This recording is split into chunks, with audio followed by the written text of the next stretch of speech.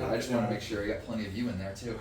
Oh no, I just I'm left-handed, so I'll like say something. I'm sure I'll just smack that all over your nice setup there, and that's bad. So let's put that back down. But dude, what do you think of the studio though? It's awesome, man. You put a lot of work into it. I really like it. It's that's a very cool touch. Oh yeah. And then to get to see that kind of live, that's very cool too. I know you were excited about that coming in. Yes, it was nice to be able to like. We've slowly added stuff to it. Yeah. Like we slowly had to improve upon it. It's like we started off with just nothing being here, and then we put the speakeasy in. That was really cool. Yeah. Yeah, you got the.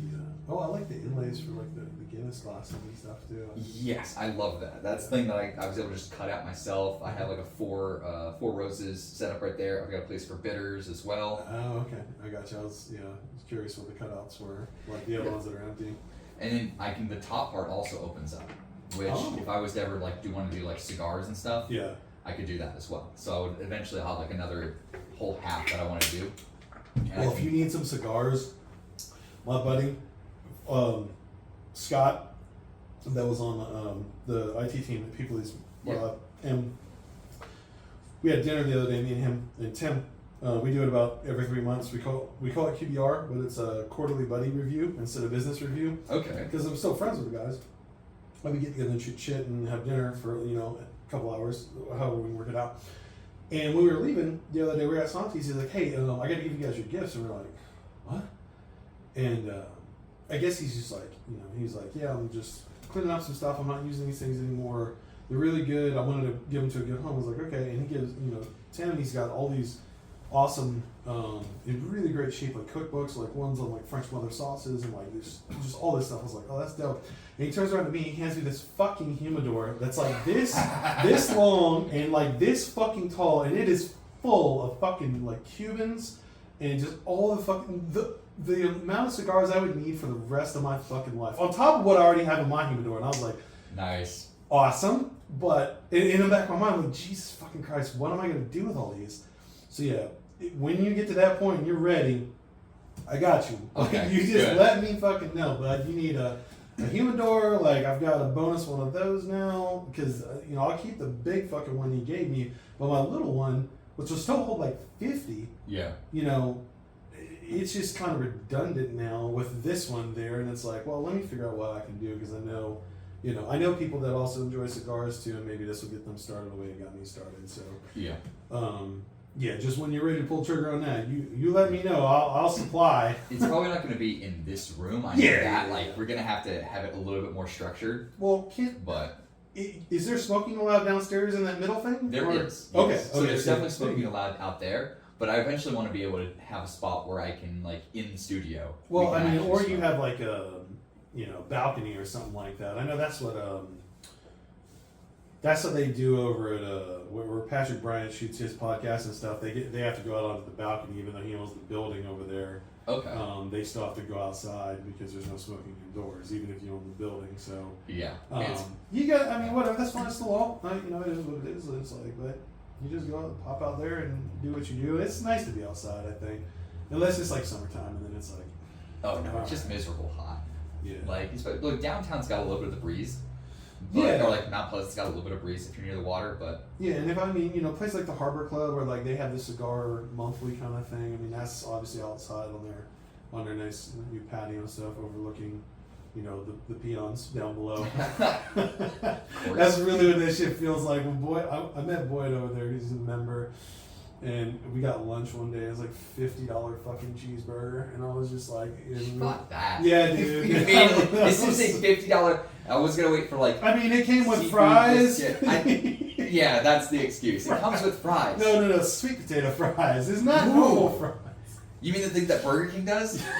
Does Burger King do sweet potato fries? They did, and like the last time I went to Burger King, they still had them. Oh, that was like 3 years ago. I remember the last thing I paid attention at Burger King before for me, it went off the rails was the chicken fries. I was like, that's just crappy chicken strips. Yeah, that's 100%. Like, that's not a thing. But the box, though, it looked like a little chicken. It did. Yeah. It did. So, let's, how do we want to broach the Reforged, kind of the story thus far? Right? So, I mean, I think it's a pretty straightforward story for at least the first half. I mean, for those of us for those of you who know us or who don't know us, you know, David Barker, Chris Dugan, started this, like Reforged started very much so like back in like early 2016, I believe. Yeah, as a theoretical concept. Right, as a theoretical concept. But by October, we did our first prototype.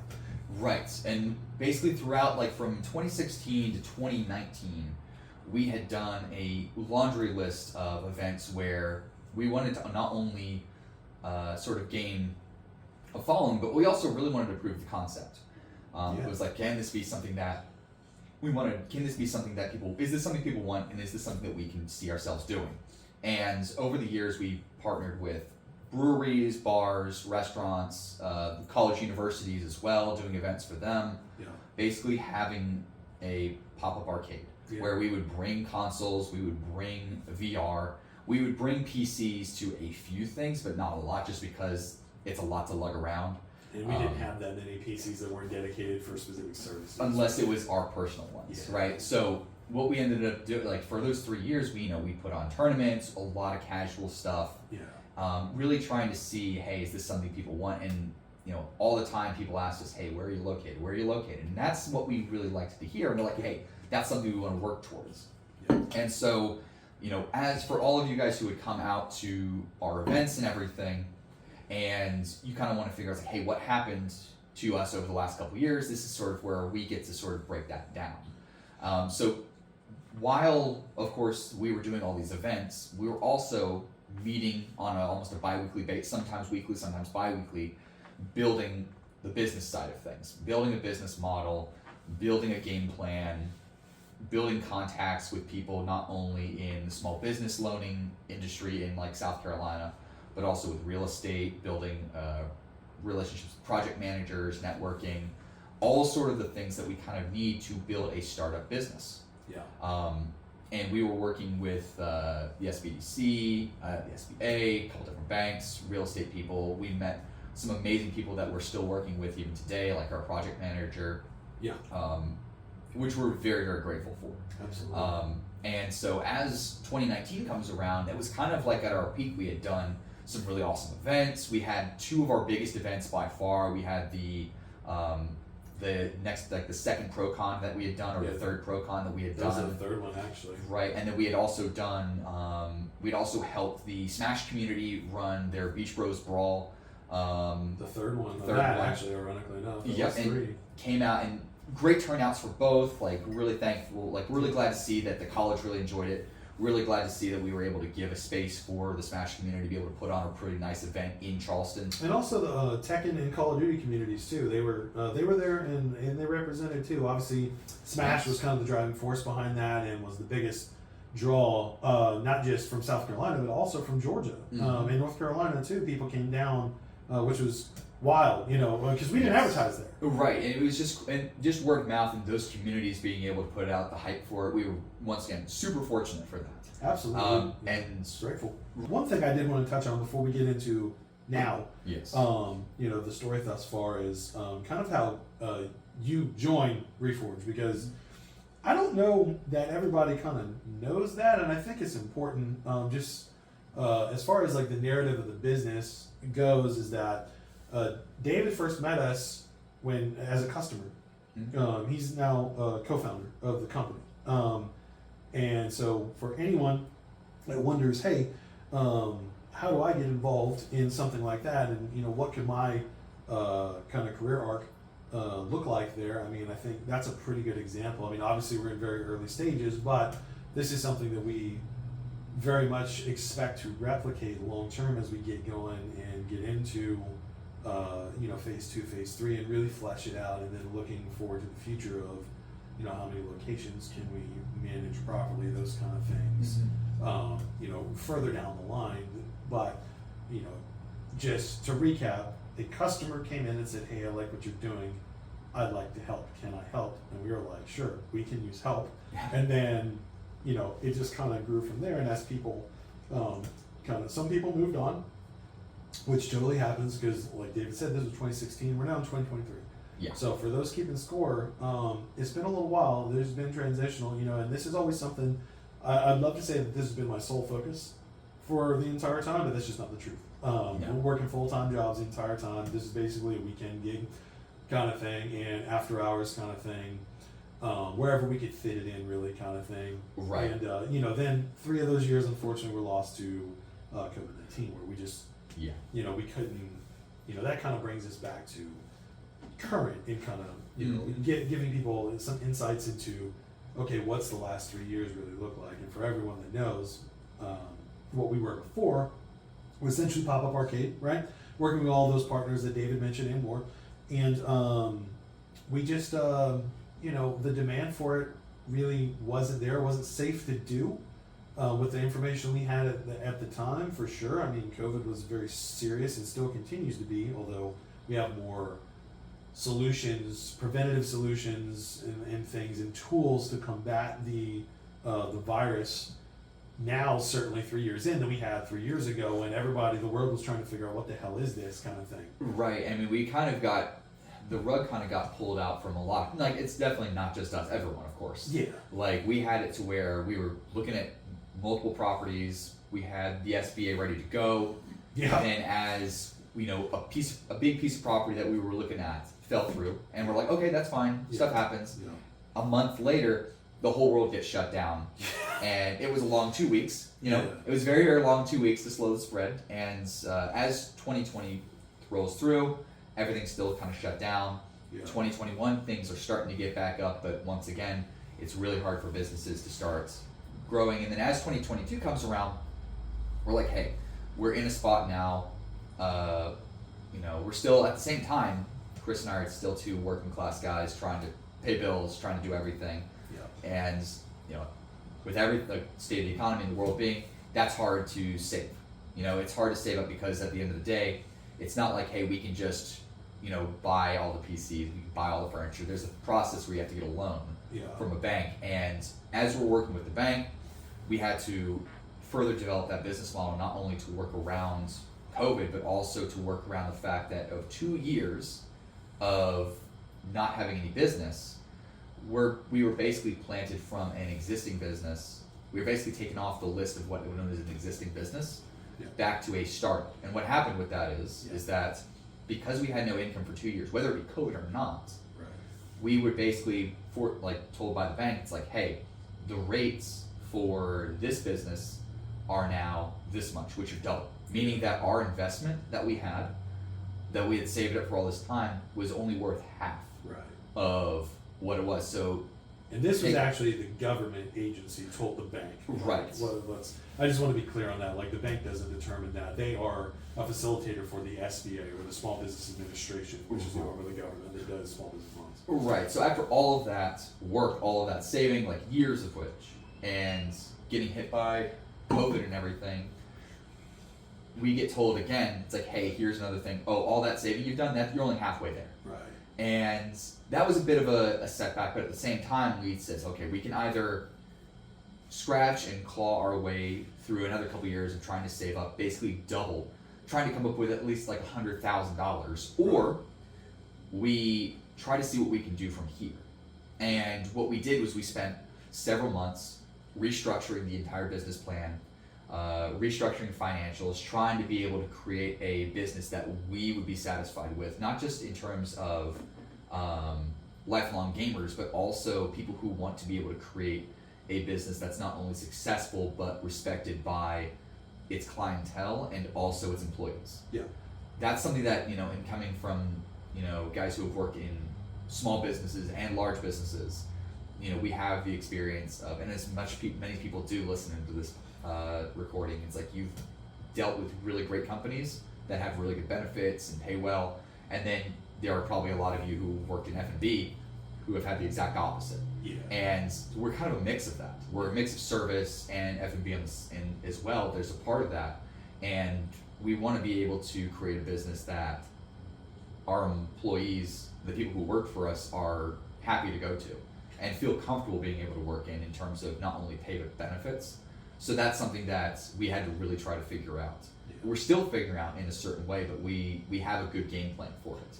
And I think those employees will also, I know this term is thrown around a lot, but they'd really be empowered to help build the business in unique ways, because we are small, and we do take that input from, if you're on the team, your input's valued. It's just that simple. Like, I think David can speak to that a lot because he's done a lot.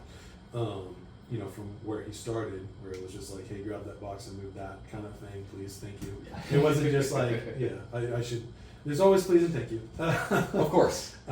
It's we've all worked for far too many people. Just say the first part and not the second part, and we know what the impact of that is long term on someone's view of where they stand for that organization, what their value really is, and those are simple things that are just cultural things that that's instilled. Hey, it doesn't cost anything to be courteous. Right. Other than maybe another second. And if you are dividing your day down to you're trying to regain seconds, we should probably restructure your day. And that's a second. And to me, that's always a second. That's actually a good investment. Yeah. Please is a second, and saying please is a second of a good investment. Yeah. To me, that's a good investment of a second. I think that's something.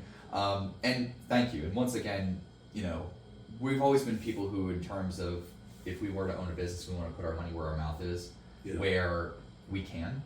So that's something that we've taken a lot of time to try to build a business around that, where it's like, hey, we want to create a place where not only the gamers who are going to be coming here are going to be excited to be a part of, but the people who work with us. And if we can get that sort of to continue and grow and they can build off of each other, it can be something really awesome. So that's sort of where we're at now. So from fall of 2022 to winter of 2022, we spent a lot of time going back and forth with the banks, going back and forth with the SBA, figuring things out, balancing budgets, a lot of balancing, a lot of math, a lot of Excel spreadsheets and formulas. But the cool thing that we get to sort of announce is that we have gotten there. We've gotten this budget down to where we know we can make something happen. Yeah. We've gotten preliminary approval, which is amazing, and we're actually now back in the process of searching for properties. By the time that this comes by the time that this comes out, we'll have toured multiple spots with multiple people, and we've got our project manager is with us still, and he's been amazing, George. We've got a real estate guy who we really think understands what our vision is, and that's something that's also really helpful in trying to find spots. And we've heard people try to tell us like, well, you can open up anywhere. I'm like, well, yeah. Well, I wish that were true. Right. I mean, there's a lot of cool things. Like Charleston's a very, very big place. In terms of a small city, it's a big place. Yeah. It's got a lot of diverse locations. It's got a lot of cool places that you can set up. Right. However, you have to take a lot of things into account. Main thing is, we plan to serve alcohol, right? We plan to be able to have a bar. There's zoning regulations for that. You've got internet infrastructure, like networking has got to be good. If we want to be able to have a good space with reliable service, we need to make sure our internet's on point.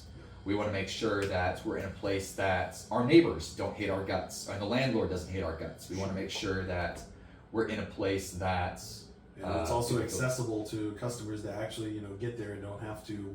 I mean, look, parking's always a nightmare in basically the Tri-County area, right? For the most part, unless you're going to like Walmart or Costco or something, right? Obviously we're not that. We don't have that kind of budget. But so we're looking at spaces, and when you start looking at flex spaces and stuff like that, it's shared, right? And so you always have to. The neighbors always have to be on board with one another, and the landlords ultimately have a lot of say in this and that. They can, even if it's zoned right. And we've run into this. Like, hey, the zoning is good, and we found a place, and initially they were excited, and then we said, hey, okay, well, we want to put an LOI, that way we can submit this to the Department of Revenue for a liquor license. They're like, wait, hold up. And then we were like, they were like, you have a bar? And I'm like, yeah, well, we have a full service bar and gaming. And they were like, oh, never mind. Right. And it's like, you just fell apart that quick. You're like, okay, well, we're moving on. And a lot of the spaces that we're looking for are, places that typically people will store stuff. And a lot of land, and we've been in this position multiple times now where the landowner's like, hey, we kind of just want a place that's more offhand. There's not a lot of traffic, not a lot of TIA, which like tenant improvement allowance. Like that's one thing that as one thing that we've had to sort of understand is that we're noobs. Yeah. So from 2016 to 2022 is 6 years of basically learning how to build a business. We were two guys who had a lot of energy, and with other people as well, who had a lot of energy wanting to build this up, wanting to be able to create something. Yeah. We had to learn from square one of how to build a business. Like, let's get an LLC. Let's do this. Let's create an account. Let's do this. Let's start working with how do you build a business model? Yeah. How do you build a business plan? How do you work with banks? And then learning, and there's a lot of setbacks in that, especially with learning real estate. Well, yeah. Especially learning how TIAs work. Sure. Like how there are landowners who will put up a certain amount of money depending on the relationship and the agreement you have. They'll be like, hey, we'll put up so much money to make improvements to this space so that you can create a good business. Because if you get good business, I get good money. Right. And so you start to have that good You'll flow. likely fulfill your lease instead of break it. I mean, so that's Right. But you don't understand those things. Most of the time, you're like, well, that's the lease. People look at it like they're renting, an apartment or something. It's like, well, it's not quite the same, right? No, there are some similarities there. As far as if you break your lease on your apartment, there's a fine for that. With business is a little bit different. There's responsible parties, and you can break leases and things like that. There are some similarities there. There's just more to it than that, because there's entities involved, right? It's not just individuals, and especially if there's liquor licenses and they last X amount of time, you have to reapply for that. Like, there's a lot going on with that. There's just a lot more that that can be involved than what meets the eye. Early on, right? There's a lot involved, and you have to sort of pick up on that really quick. And sometimes as you're touring a space, you're like, oh, what's that? And they're like, oh, let me explain this to you. And I'm like, okay, great. And it's like, hey, how come the HVAC stops right there? And they're like, oh, well, because the landlords didn't want to rent it any further. And I was like, wow. Yeah. It's the South, and summertime is a thing here, so this has to be a consideration for us. Is like, we can't have like basically sweatshop conditions on one side and like where the clients are. Yeah. It's like drop. You just go over there, game for a little bit, drop like 10 pounds in water weight. It's good. That's not. We're hosting the new training location for the Ultimate Fighter. Right. It's like, this is how you train for esports for real. Sweat it out. God. No. So yeah, I mean, all those things, we'll find it. Realistically, we didn't get conditional approval from the bank until Christmas. No, it wasn't even Christmas. This is after Christmas. It was like almost the second week in 2023 of January. Right. And so we spent since the second week of January looking at spaces or just looking online and then doing a couple walkthroughs and those kind of things. And, obviously the budget is the budget, right? We got to make that budget work. And the reality is the price of real estate is starting to climb here in Charleston as more and more businesses are confident in reopening. And there's a resurgence, obviously, from 2020 until now of people starting to come back into the customer market. Like the customer base isn't back to what it was pre-pandemic levels. And, that's okay. That's going to take time, but as it does, more and more demand gets created for the finite amount of space that is available at any given time. And so that's why we're going to find the right space to do this, because could we make it work anywhere? I mean, technically, yeah, but again, we're not the only party that gets to decide that. Local government has to decide that. Landlords have to be on board. You want beer? Yeah. Okay. That sounds dope. And if we can find a place that has the infrastructure, like a place that previously had a bar, those kind of things, where you can kind of upfit something potentially and not have to completely build it out from scratch, also ideal. One, for the landlords, and two, for us, because we're not altering their space as much. So we're looking at those kind of spaces as well as they become available, and then they kind of become unavailable. Cheers. Yes. Oh yeah. What's that? I know, right? It's the best. That is awesome. We're just cracking Stella Artois right now. It's very fancy. Oh yeah. It's my boys and I go through phases of beer. Yeah. Where we'll go, like 2020 was White Claw Summer. And then I think they did Bud Light for a while. And I was like, nah. And then we discovered Stella Artois, which it's not the most expensive beer, but it's a good beer. Where it's like, I like Belgian beers. It's like, it's not too heavy. Yeah. But it's a nice, like, light to medium beer that I just get to enjoy. If you're in Europe and you purchase this for a lady in certain regions, that's essentially, it's the same thing as procuring a wedding ring. No, it's more of a one night stand kind of situation where sex workers it's legal. This is one of the signals that you would like to procure services. Interesting. Well. Yeah. You should research it there. There's some more colorful language that's used in certain circles with that, but I'm going to refrain from using those because I don't want to spoil it for you guys. But it's a fun search if you're if you've got a little bit, or maybe ChatGPT can tell you a little bit more about it if you're into that. Stella Artois, the official beer for prostitutes. Yeah, there you go. It is in certain regions, that's for sure. But it's a tasty beer. I really like it. Stella Artois, keep your pimp hand strong. Mm-hmm. Yeah. By the way, Stella, we're always looking for sponsors here. So. Oh yeah. We have every time we get like close to a sponsor, we immediately within 30 seconds, our guys just immediately it's like, no, we're never gonna hear back from these people ever again. Right. Like, eventually you'll find the right one. If Bill Burr can make Sherry's Berries work for the longest time, I don't know if you know that story arc, but my God, it's so good. Well, Tim Dillon does like some of the most ridiculous ad reads for like his cereal, or for like the one guy who made underwear, like he makes underwear. Yeah. He made him sound like it's a veteran-owned company. Yeah. And he made the story about the guy who was the founder of the company. He was like a Iraq war vet who slaughtered tons and tons of civilians, got past the court case on technicality, and experienced while also experiencing several homoerotic experiences while abroad, and still a founder. And the guy just loves Tim's comedy enough where he gets it. Yeah, he's like, just keep going with it. Make me a complete horrible human being, or just like the weirdest, most horrible human being ever. Completely untrue. But you know what? That's part of the. I mean, it's always fun to have partners that get you, that understand what they're signing up for. There's nothing worse than someone that's like, we're all good with that. And you're like, okay, this is what we're going to do. And then you start doing the thing, and they're like, hey, what was that? You're like, what are you talking about? Right. Like, have you not seen my body of work thus far? Yeah. It's publicly available. Right. I mean, that's the thing. I would love to be able to like do something with Razor while I would love to be able to take like the cap off of a Death Adder. Yeah. And just be cut me to the fucking bathroom where like I've got shaving cream and I'm just like using the top part of the Razor mouse. Right. To like pretend like I'm shaving and I'm just like. Right. This sucks. It's like I slammed the mouse top back onto the mouse. Razor my ass. Covered in shaving cream and hair. Just like that is awesome. That's right up there with the we shot a G Fuel commercial.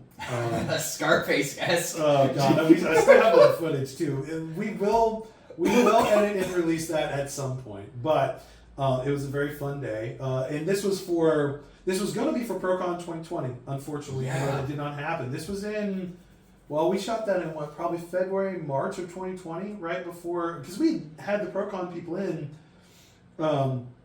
at that same office that we shot it in after we cleaned up, put all the G Fuel, and we actually brought a lot of flour in there, and we had G Fuel there, but then when we wrapped it all up, it definitely looked like a pound of fucking dump someone and we put it in the trash can, and we just we got a Sharpie back. I was like, okay, because someone's gonna come in and look at that and think, what the fuck? Not and so okay. Yeah, we had the brilliant idea to write "not drugs" on it, because that'll show them, right? And to be fair, it worked. No one questioned the fact that. More likely what happens is the janitor just picked the fucking thing, didn't even look inside. But we were hoping that someone saw that and be like, what the hell is I would just hope that the janitor got a chortle. Right. And he's just like, yeah. And then yeah, I'll be the judge of this. Fuck, that's baking flour. Yeah. yeah, dude. AP actually immediately Googles, can you get high off bacon? He's like, but there's something fruity in there too. What the fuck is that? It's like, yeah, that's G Fuel. But yeah, I mean, we like to have fun with stuff like that. Once we have a space, there'll be a lot of stupid shit that we can do there that will probably be less stupid, because it's creative at the end of the day and has potential somewhere, provided that the partners are on board with the silliness. And right. I'd like to think that Razer or someone out there would be.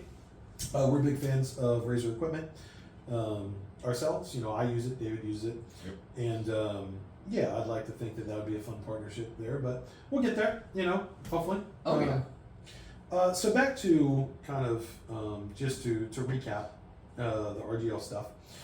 So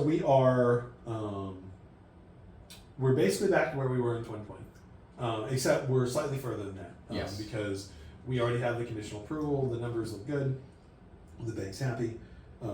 The final thing that has to happen basically is that we find a space, we go through a process, what's called an LOI, or letter of intent. That goes back to the bank talks to the landlords and to us, they submit that to the SBA for final approval, and then the funds get released, and then we can sign the lease. So the LOI basically then becomes a lease. There's a new document that we sign. The bank says good. We interview general contractors, people like that. And then ultimately we break ground on the upfit because, we're not, break ground's probably not right. We begin construction on the upfit, the renovation, right. Whatever it may be. Or if it's one of the spaces we're looking at, which is a new build out, that's different. Makes things a little bit easier. Yeah, for sure. Which is super rare to find. Right, and then we just have to focus on hey, we already have a list of tentative people we're working with in terms of PC acquiring as well as furniture. Yeah. Might have to revisit furniture a little bit, but we've got a general idea for that. And then we already know who our sort of our UI user interface is going to be.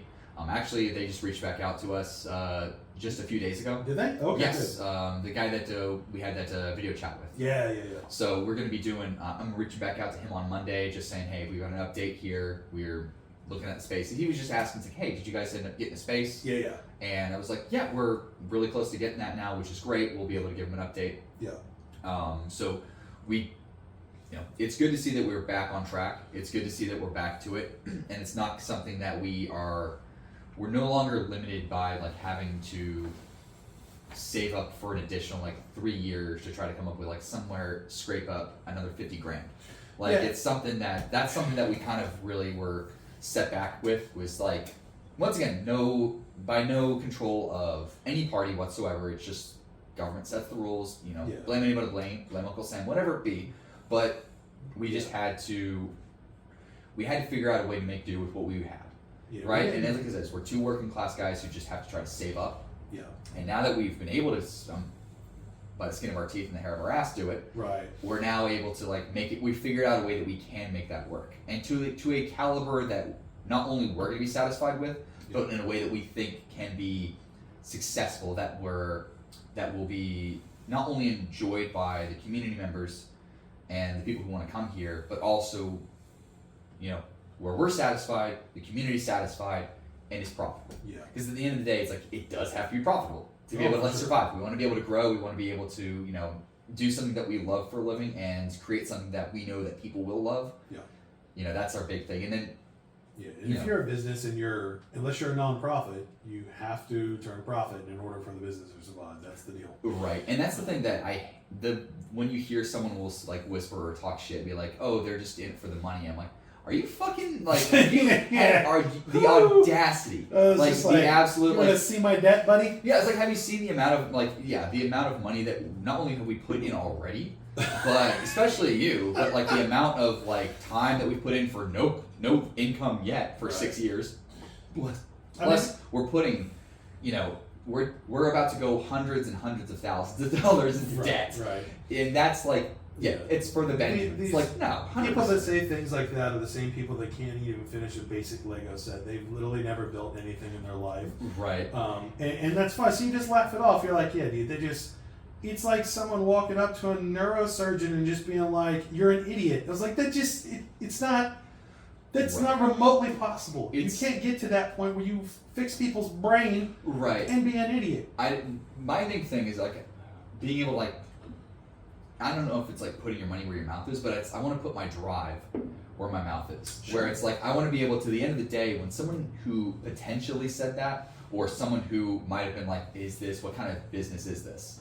Yeah. They walk in, they sit down, they game and be like, I get it. Yeah. Like that's the thing because there's a lot of people that are just lifelong gamers that think of something like this and like, oh, that sounds amazing. Like we've met a ton of them. Yeah. And then we've met a ton of people who don't really understand the concept and then experience it and like, then you see that eureka moment. You see that moment like, oh, that's awesome. To me, that's a bigger achievement than the people who were already excited for it. Yeah. The people who were already waiting for it, the people who were already knowing what to expect. Yeah. For me, the bigger reward is the people who were skeptical or the people who didn't really know what it was going to be, and then they see it and they're like, oh, that's cool. Yeah, absolutely. That's what I'm looking forward to the most. Yeah. So two things real quick. I'm making a note real quick. There we go.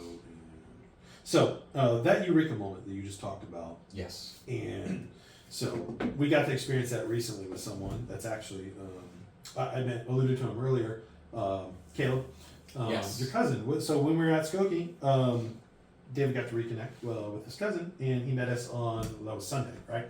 Yes. I think. Yeah. Our final day at Ignite, we went in the afternoon, and this time we showed up when they were open instead of before they were open, which that's okay because the day before we showed up a little early, but we got to go check out Skokie, kind of downtown. It was very reminiscent of like downtown North Charleston kind of thing. It Yeah, had, a little bit. It had a similar feel. I mean, obviously, you're in the northern/Midwest. I don't know what people really consider Chicago. I think it's more Midwest than northern, but I mean, it's up there. It's cold, right? It is the Windy City, and David got to experience that too. Those gusts of wind. But Caleb came in there, and we had that. Well, he was going to try us do a shot of Malort, which shout out to Les, their food and beverage director there. He got us the night before with that, where he actually approached us and is very gracious with his time and kind of talked to us there and saw who we were, because we talked to everyone there, and we weren't shy about it. I mean, we signed into the Reforged Discord service. Like you see it on the screen and things like that. Mm-hmm.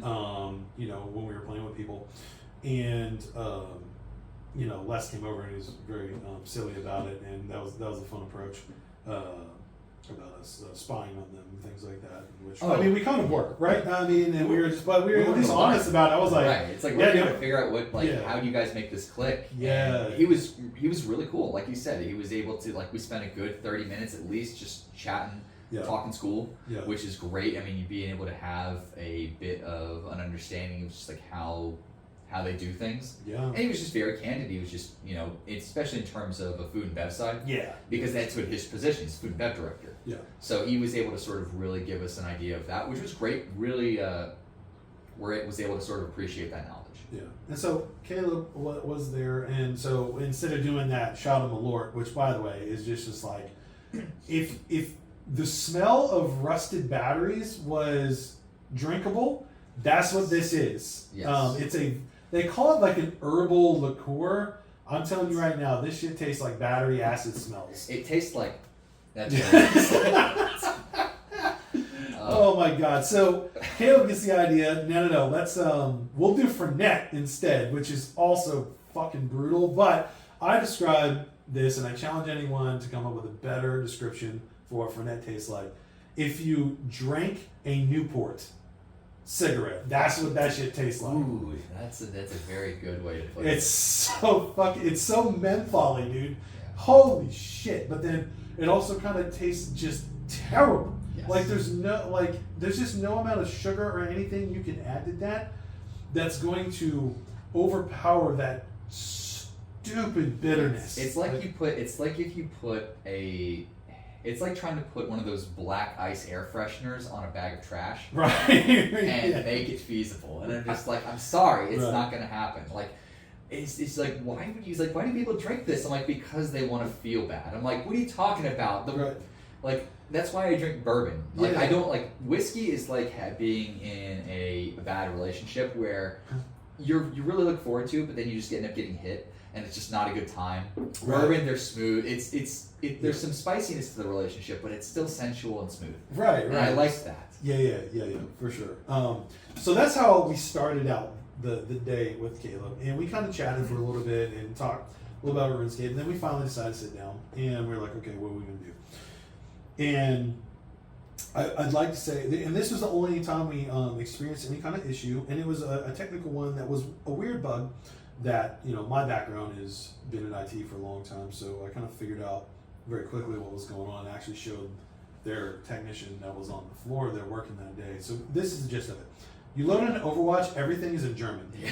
The audio is in German. The text is in German. Everything is in Deutschland.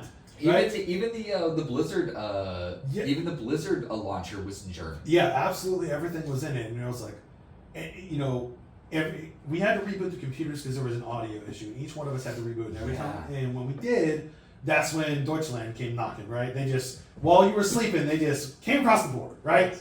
They're back at it, and so I figured out through some quick Google foo, when this happens, this is how you navigate it, even if it's in foreign language, this is how you change it. And I was like, okay.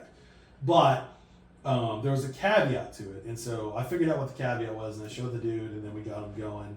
And, he got Caleb his time back, because his time was counting down, so we refunded that. And Dave and I didn't matter because we were... we paid for it all. Yeah, it was already bought paid for. Yeah, we were unlimited hours.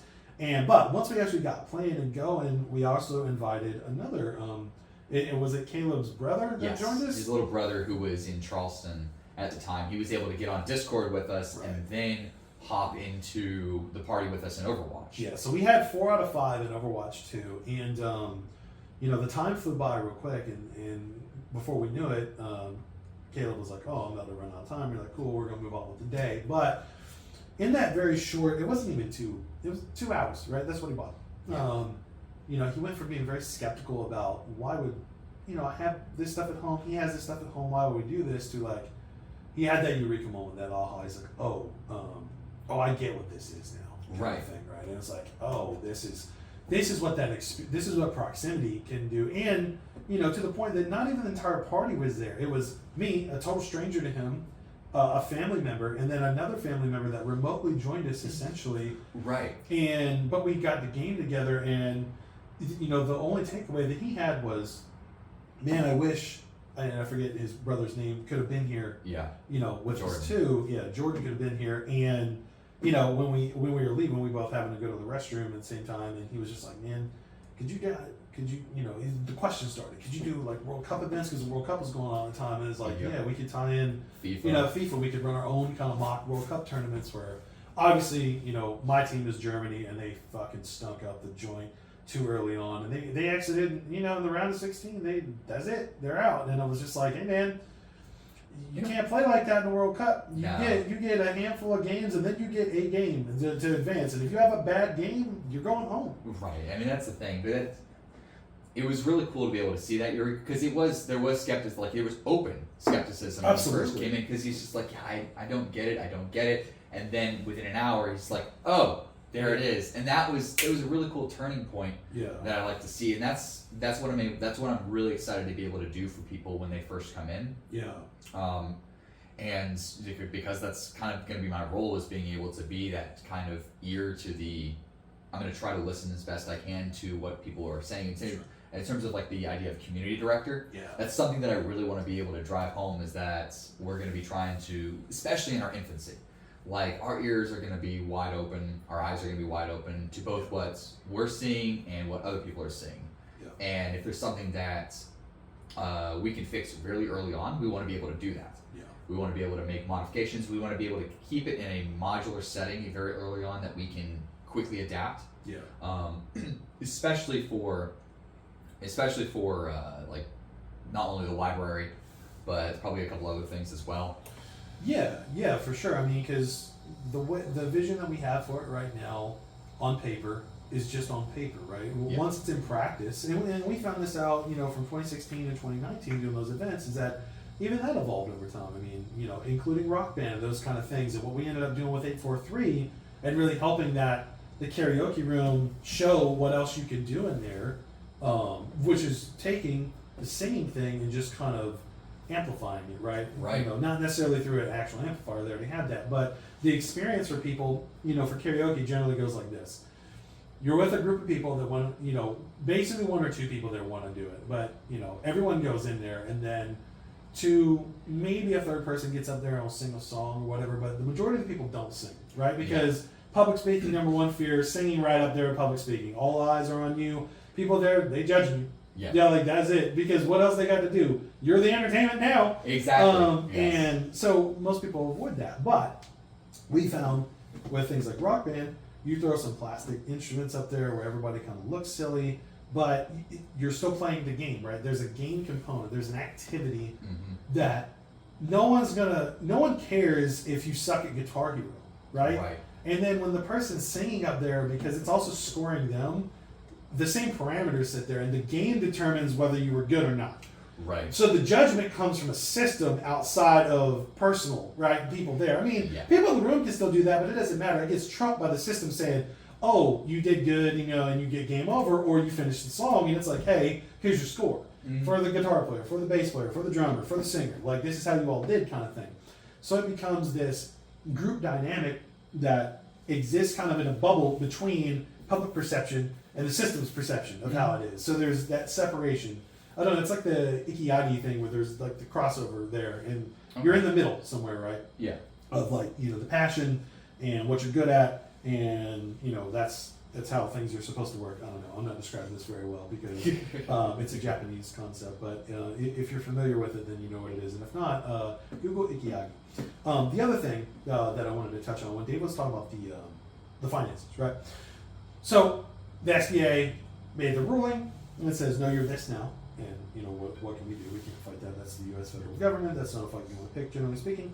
And, unless you're like a Bezos, Elon Musk kind of guy, and then you have more money than brains, you can do whatever you want. Must be nice, right? But the other option is obviously the venture capital route. And I know a few people have spoken to us about that. Just to put it out there, we have looked at that route. Yes.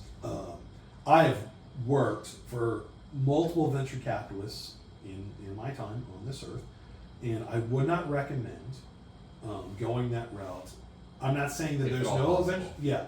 I'm not saying there's not any venture capitalists out there that we'll never work with, because again, speaking in absolutes doesn't really do anyone any favors. But from my experience in seeing how that plays out long term and how a business is constrained ultimately from making those modular design and changes to the way they do business, no, you don't get that flexibility a lot of the time with venture capitalists. Like I've seen it firsthand. Right. Where they want to change course, they want to alter something quickly, and there's just nothing fast about it. And they can go from a gaming lounge to an Applebee's very quickly. Yeah, exactly. And it's like, hey, you're no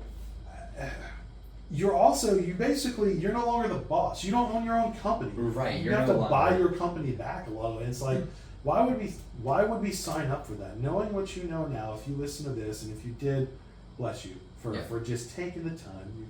Bless your heart. Yeah. But I mean, you want to dangle $100,000 carrot over your head. Like, I get it. Like, there is definitely a lot of positives that can come out of it. Like, especially if you meet someone like an angel investor. If you meet an angel investor, awesome. Like, that's a really good opportunity for a lot of people. But they're very few and far between. And a lot of times, most venture capitalists will take 70%, anywhere from 60 to 70% of the business. Oh yeah. And then you can buy it back from them once it's worth something, if it ever gets there. Right, and the scary part about that is that you have to make sure that if someone's in control, you want to make sure that the vision that you have for that business, like, yes, they may have ideas to make it more profitable, but you want to make sure that it's still what you want it to be at the end of the day. Yeah. And I think that we've done a very good job. It's taken us longer to do so, but I think we've done the right job to where we were able to create something that we can be proud of. Yeah, I mean, not for just ourselves, but I think, to go back to what you talked about with the community being excited about getting involved, in all the facets they can and more as we kind of grow with the communities and determine what else we can make happen, because there's a lot of things that can happen. We just got to see what's actually going to have legs, and initially, and then what's more of a slow burn kind of thing, right? And as we determine those things, and we'll do it together. I mean, obviously, David and I are still responsible for keeping the business open, right? So there's X amount of decisions that will only be ours, but there's a lot of them that won't. And I think that really allows that modularity to shine, and what we think is the communities around here that will initially gravitate towards us may not be the case. And also, I know there's a super common question that I'd really like to address with folks right here, and just to make sure that it's on record. Tabletop. Oh yeah. Folks ask us about that a lot. We love you. We love you so much, Tabletop. Like, we want you. We want you to be in our lives. Right. We want you to be inside of us, inside of our business. Right. We want you to be in our doors. Right. There's nothing more that I would love to be able to have, like a game, like a Warhammer or a D&D thing in our business. It would be so cool. And that was prior to kind of the resurgence of, and the popularity of, thanks to Critical Role and everyone involved with that, with Dimension 20 and just all those higher profile things, and even Henry Cavill with the whole Warhammer stuff. I mean, there's a lot of high profile people that are getting involved with Wizards of the Coast and those kind of things. We're very familiar on a general level with those things, and we are fans of those things. But here's the deal in South Carolina as it stands For right now. And this is what you need to know. This is a law. Yeah. And your job is to help us change the law. So here's your accountability part. You want this, we want this. Yes. Here's how we do this. We contact your local legislature and say the following. This law is prohibiting business growth.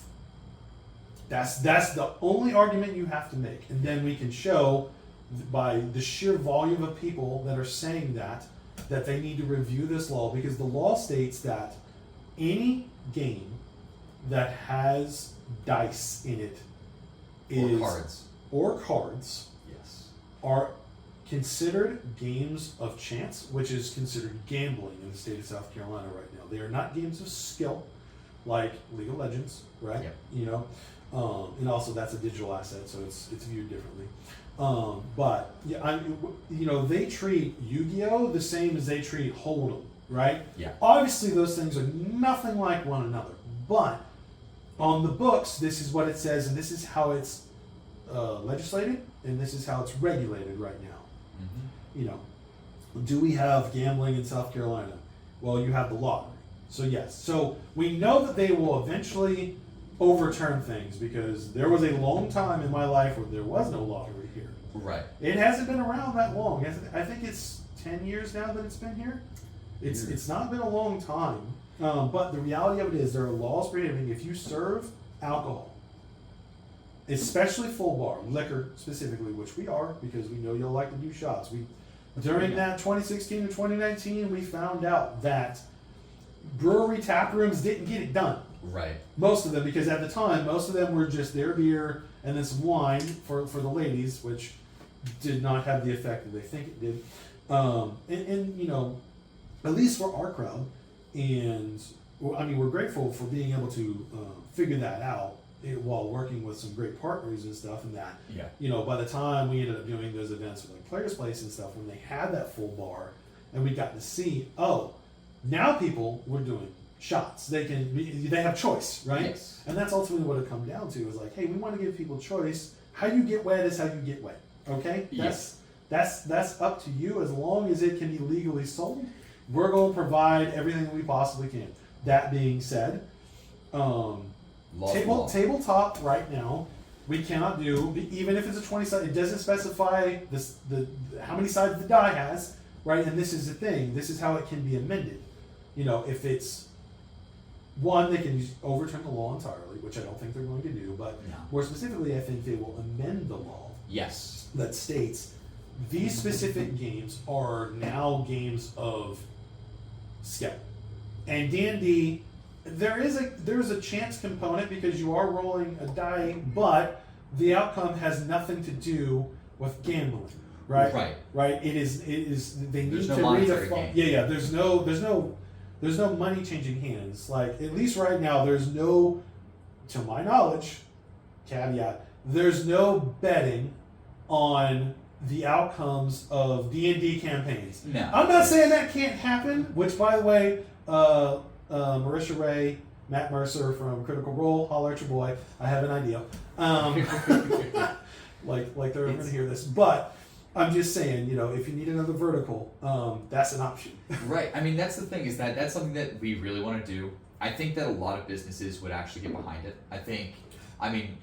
We've worked with Froth before. I'm sure they would love to be able to do something like that in their back rooms. Yeah, it'd be a circuit. You could do a circuit, right? 100%. Yeah. There's a lot of places. Like, there's a place in Park Circle that would love to do it. I know for a fact. There's a lot of small businesses, the little small tap rooms and stuff, that I'm sure would love to be able to do board games, D&D, stuff like that. I think it's definitely something that can be done. Yeah. The only thing is that we just have to put the effort in to see if it's possible. And they may say absolutely not, but we may be able to find someone who can make a solid argument to where it can get to a state legislature. This is where lobbyists come in. You can actually use them, right? But that's a community-funded kind of thing. It's like, hey, there's going to be a cost associated with this, getting a law changed. It's just who's going to fund it. One, who's going to fund it, and it's probably not going to be as much as we think, or who's going to make enough noise to make them pay attention to this. And that's the more critical thing, is if you make enough noise here, enough businesses will get behind it, and that will spread the cost across where it's much more reasonable. Yes. To accrue and finance than just one business that's really trying to lead the charge on this thing. And I'm not saying we're the only people doing it. I'm saying for us right now, this is more a call to action. It's like, people that want this, contact David and I. You can go to the Reforged website. You can go to our Discord. Any social media things. Yes, we're still technically active on those. Those are all long overdue for an update. We just, since COVID, we haven't really had a ton to update externally, internally, right? And so this is kind of why we were thinking of something like this, just to give people an opportunity. We figured a couple of hours that we'll probably cut up in much more bite-sized things, but we'll also offer the full thing for people that want to listen to us ramble, which we love you for that. Thank you very much. And just give you kind of an understanding of like, hey, what did COVID do to this business? Well, one, we dealt with it. We survived it. Excuse me. That one thing. I'm pretty sure I just burped in your ear. Sorry, gang. I blame the hooker beer. You remember from earlier? Yeah, it's still here.